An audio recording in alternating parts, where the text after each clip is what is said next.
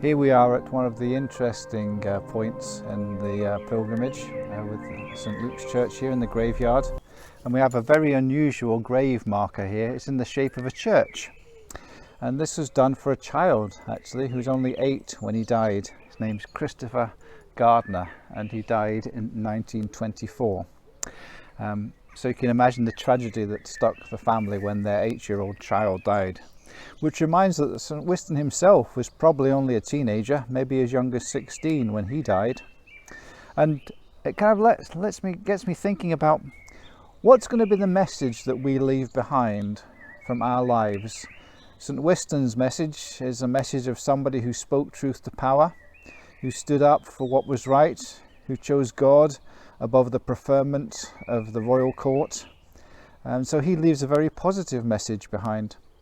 I wonder as we pass, as we all will do, what will be the message of our lives? And maybe something to think about is, what's your life's message if people were to reread your life up to this point? And are you happy with that? Or how would you like to see that story change?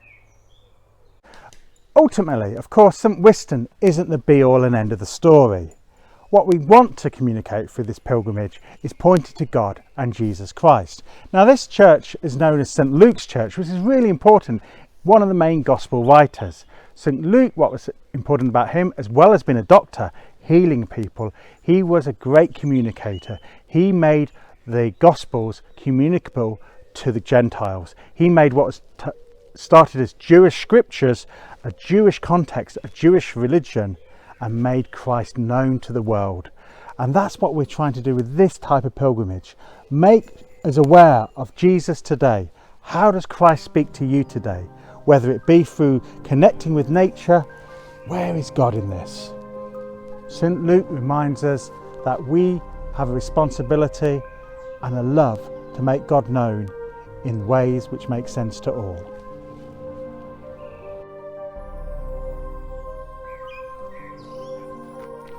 So here we are on the Grand Union Canal, a beautiful 19th century way to get around the country. This would have been very busy 200 years ago. Here we are today. It's a very quiet, beautiful, tranquil spot. We're also near the main London line for East Midlands, and as we're walking along fields and tracks, we're reminded that there are many different journeys that you can take, and that God is found in all of these. If we see with our eyes and our hearts, God can meet you where you are at.